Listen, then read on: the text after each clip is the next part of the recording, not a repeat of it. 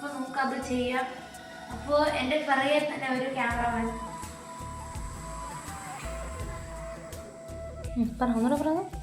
അപ്പോൾ ഗൈസ്, ഇതാണ് നമ്മൾ പൂവിടാവുന്ന ഏരിയ. ക്യാമറമാൻ കാണിച്ചു കൊടുക്കും. അത് ന്യൂസ് പേപ്പറിൽ പൂക്കളെല്ലാം ഇടാൻ വന്നത്. അപ്പം പാടില്ല എന്നാണ് നമ്മളുടെ ഒരു അറിവ്.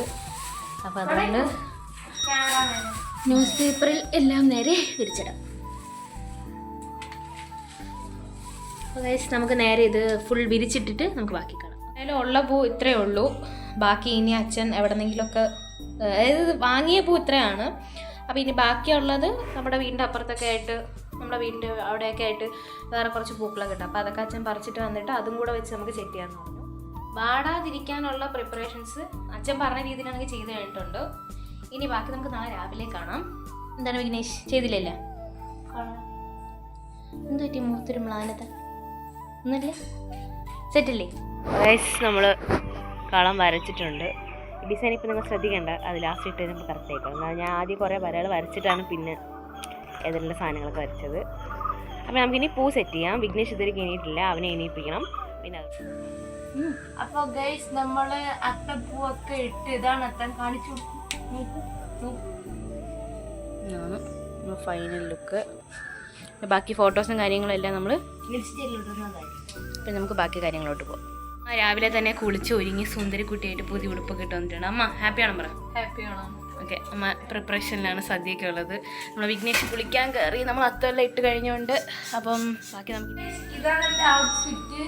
അപ്പോൾ അമ്മ രാവിലെ തന്നെ റെഡിയായി. അച്ഛൻ വശത്തെ ചീനി കുളിക്കാൻ കയറാൻ പോണതേ ഉള്ളൂ. അപ്പോൾ എൻ്റെ ഔട്ട്ഫിറ്റ് കൊള്ളാമെങ്കിൽ നിങ്ങൾ കമൻറ്റ് ചെയ്യുക. പിന്നെ ഞാൻ അപ്പോൾ നമുക്ക് നേരെ അത്തപ്പൂവിൻ്റെ അടുത്ത് പോവാം. ഫോട്ടോ എടുക്കും.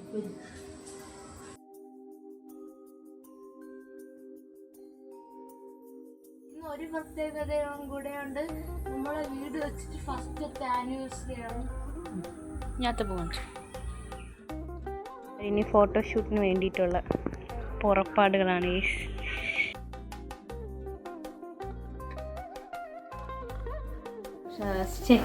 Idli, sambar, chammanthi, vada. All prepared by my mummy. Mummy എന്താണോ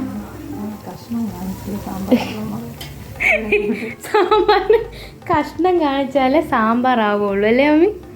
ഓക്കെ. അപ്പോൾ ഗൈസ്, നമ്മൾ കാപ്പിയൊക്കെ കുടിച്ചു കഴിഞ്ഞാൽ അതിന് നമുക്ക് വേറെ ഒന്നും ചെയ്യാൻ ഇല്ലാത്തതുകൊണ്ട് കുറച്ച് നേരം അങ്ങനെ സദ്യ കഴിക്കാൻ സമയം. അപ്പോൾ ഗൈസ്, ഇതൊക്കെയാണ് നമ്മളെ കറികളൊക്കെ. അടിപൊളി സദ്യയായിരുന്നു.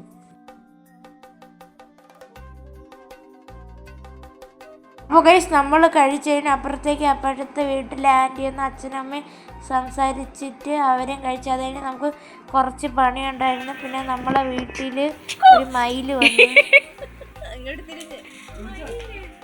വിളിച്ചാ വരുമോ? ഇങ്ങ് വാ.